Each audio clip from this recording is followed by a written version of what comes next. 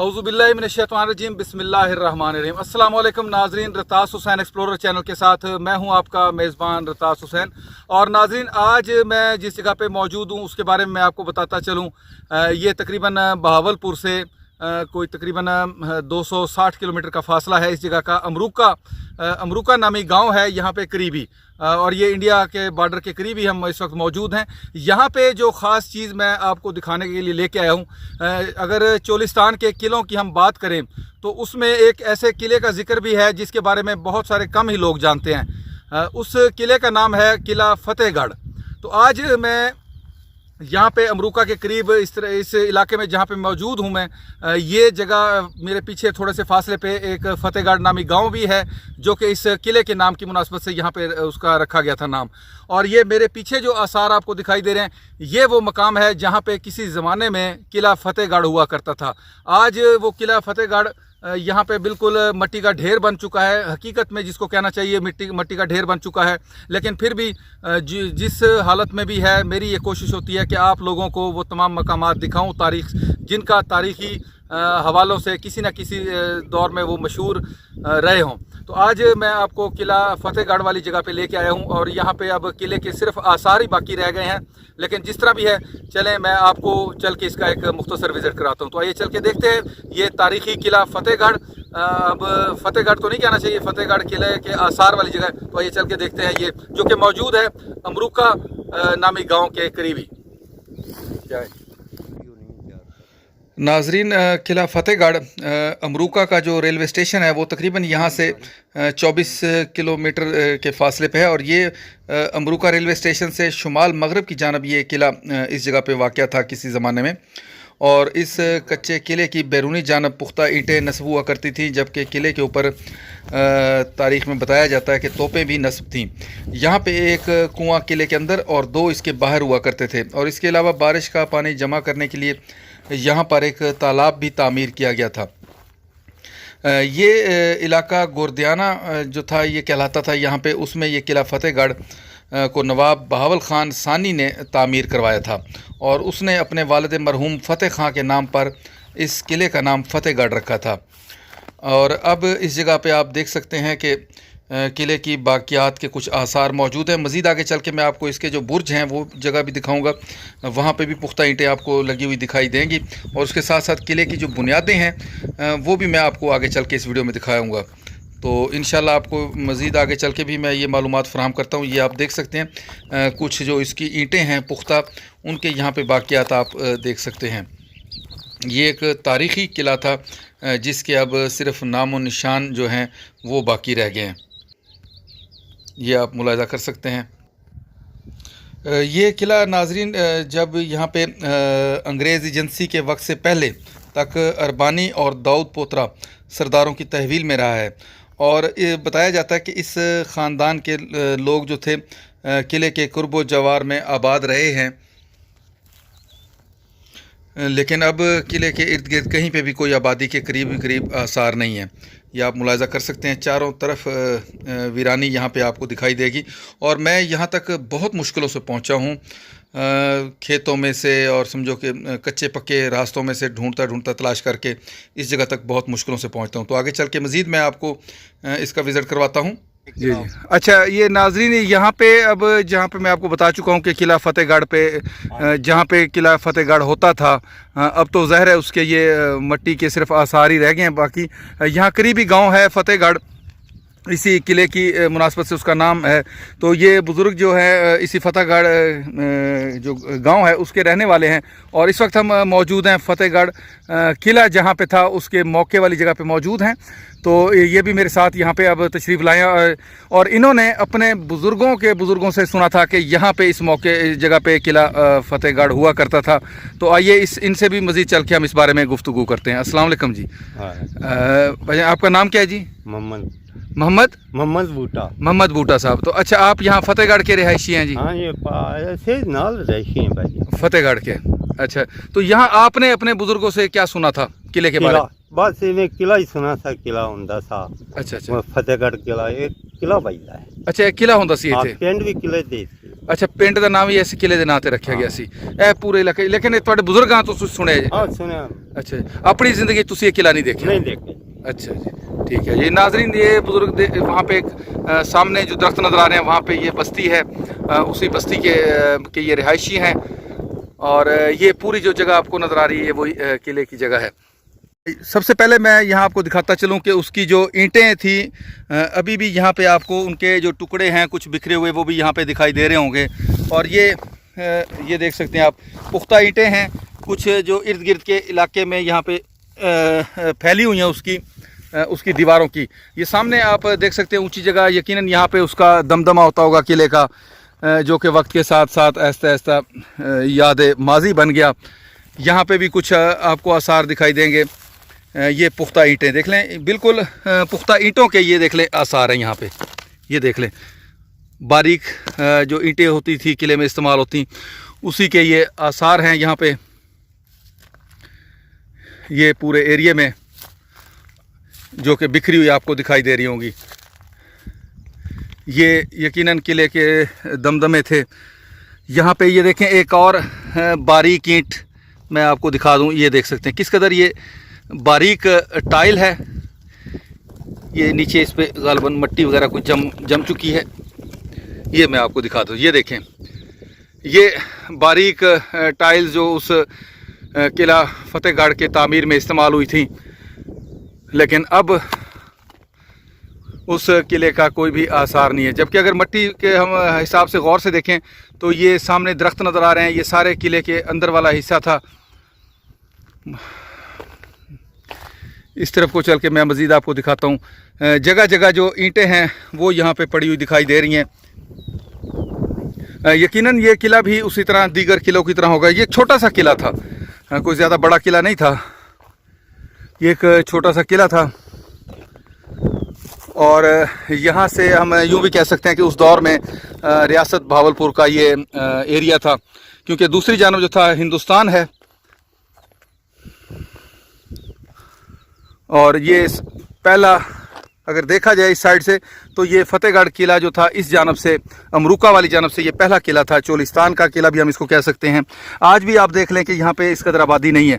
ये एक और ईंट यहाँ का टुकड़ा मुझे यहाँ पे पड़ा हुआ दिखाई दे रहा है पतली बारीक टाइल आप इसको मुलाहिजा कर सकते हैं। ये बारीक टाइल है किस कदर अपने दौर में ये नफासत से ये देखें बारीक टाइल आज भी यहाँ पे हमें पड़ी हुई दिखाई देंगी। जा बजाय इसके टुकड़े हमें यहाँ पे बिखरे हुए दिखाई देते हैं। बीच में ये जाल के पुराने दरख्त भी हमें दिखाई देंगे। इर्द गिर्द का व्यू भी अब आपके सामने है कि आज यहाँ पे इस कदर वीरानी है तो उस दौर में ये किस कदर वीरान इलाके में ये किला हुआ करता था। बहुत सारे जगहों पे ये हमें इसके बारीक टाइल बिखरी हुई दिखाई दे रही है। ये आप ये देखें एक और जो जगह है इसमें भी ये धसी हुई है। ये आप टुकड़ा है एक बारीक टाइल का ये आप मुलाहिजा कर सकते हैं। बारीक टाइल से बनाया गया जैसे पुराने दौर में बारीक टाइलें इस्तेमाल होती थी उसी से इस किले की तामीर हुई थी। ये यकीनन उसी किले का जो दमदमा होगा वही है क्योंकि बाकी जगहों से हट के ये कदरे ऊंचा है। मज़ीद हम इसके आगे की तरफ बढ़ते हैं। यहाँ पे ये देखें कुछ जानवरों ने गालिबन यहाँ पे रास्ते बनाए हुए हैं ज़ेर ज़मीन। अब खुदा बेहतर जानता है कि इसमें किस किस्म के जानवर होंगे रह रहे और ये जानवरों के ये पाँव के निशान भी है यहाँ आपको दिखाई दे सकते हैं। ये देख लें यकीनन इसके अंदर कोई ना कोई जानवर जो है अभी भी रिहाइश पजीर है। ये देख लें आप उनको पाँव के निशान। खुदा जाने यहाँ पे अब कौन सा जानवर जो है इसके अंदर घुसा हुआ है।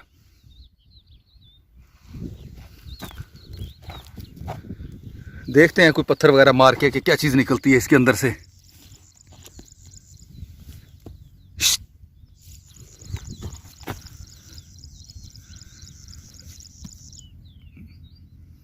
पत्थर दो मारे हैं लेकिन क्या पता ये कितनी गहरी है गार। यहाँ से कुछ चीज़ बाहर आती दिखाई नहीं देगी। मज़ीद मैं इस तरफ दिखाता हूँ। ये देखें नाज़रीन, यहाँ पे कुछ किले के जो बुर्ज के ईंटें हैं वो वाज़े तौर पे देखी जा सकती हैं। और यहाँ पे भी जानवरों ने कुछ गारें खोद रखी हैं, ये देख सकते हैं नाज़रीन। ये बिल्कुल वाज़े तौर पे आप देख सकते हैं किले की जो पुख्ता ईंटें थी वो आज यहाँ पे आप वाज़े तौर पे देख सकते हैं। ये देख लें आप, सामने यहाँ पे भी दिखाई दे रही हैं और इसके साथ साथ यहाँ पे भी ये ईंटें वाज़े तौर पे आप देख सकते हैं। अब एक तो इस तरफ एक गार भी है जिसमें खुदा जाने अब कौन सा कोई जानवर मौजूद है, जबकि उसके दूसरी तरफ आप देखें तो ये ईंटें आप वाज़े तौर पे देख सकते हैं। ये आप वाज़े तौर पे देखें, बिल्कुल किले के बुर्ज की ईंटें यहाँ पे आपको दिखाई देंगी।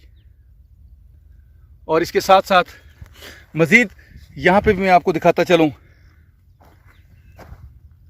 ये देख लें, ये वाज़े तौर पे ईंटें हैं किले के बुर्ज की,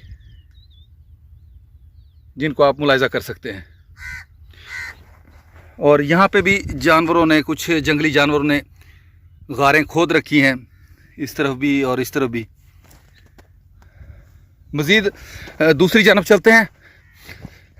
यहाँ पे ये देख लें, ये यहाँ पे भी किले के बुर्ज की ईंटों के आसार, और ये उसकी जो बाउंड्री वाल है उसको भी आप मुलाहिज़ा कर सकते हैं। ये देखें, उसके ऊपर आज भी ईंटें, यहाँ पे ये जो पुराने दौर की टाइल्स थी वो यहाँ पे हमें दीवार की सूरत में जैसे बुनियाद होती है वो दिखाई दे रही है। इसी सीध में ये किला था, ये इसकी डायरेक्शन थी दीवार की। ये आप इर्द गिर्द यहाँ पे देख सकते हैं। मज़ीद हम आगे चलेंगे। ये देखें, ये पूरी की पूरी उसी दीवार के ऊपर हम चल रहे हैं जहाँ पे किले की दीवार हुआ करती थी। ये देख लें आप, ये पुख्ता, यहाँ पे देख सकते हैं पुख्ता ईंटें, और ये सारी वो पुख्ता ईंटें आपको यहाँ पे दिखाई दे रही होंगी। किले का अगला जो दमदमा था, ये देखिए, इन्हीं ईंटों के साथ साथ जो दूसरे कोने वाला जो बुर्ज कह सकते हैं या दमदमा हम कहें उसे, तो वो इस जगह पे वाक़या था। और यहाँ से फिर किले की दीवार दाएं जानब मुड़ जाती थी। ये आप देख सकते हैं यहाँ पे, ये उसकी गालिबन आखिरी बाउंड्री वाल है। बिल्कुल बिल्कुल यकीनी तौर पे मैं इसलिए कह रहा हूँ कि यहाँ से फिर एक ये ईंटों की डायरेक्शन है। यहाँ पे वही पतली ईंट जो इसमें इस्तेमाल की गई थी, ये देखें आप, ये पड़ी हुई आपको दिखाई देगी।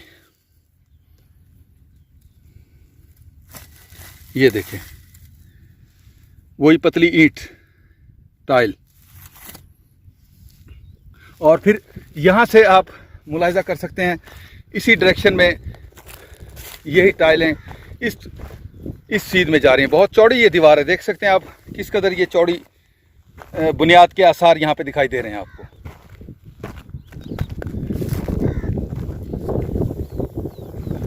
ये आप मुलाहिज़ा कर सकते हैं, ये बिल्कुल उसी किले की फसील की जो बुनियाद है वो हमें यहाँ पे दिखाई दे रही है।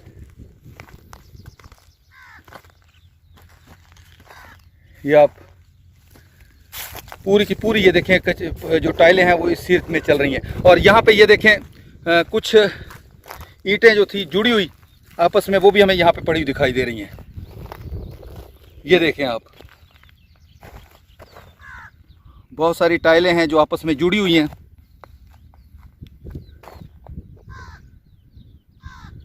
ये आप मुलाहिज़ा कर सकते हैं।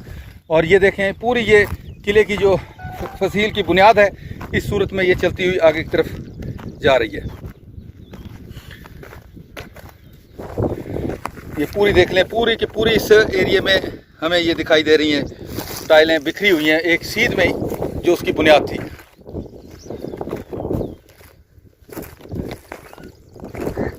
यहाँ एक दरबार भी बनी हुई है किसी बुजुर्ग की,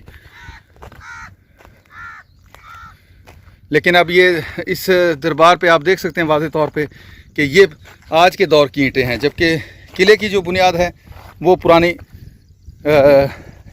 ईंटों से रखी गई थी, जो पुरानी टाइलों वाली ईंटें होती थी उसकी।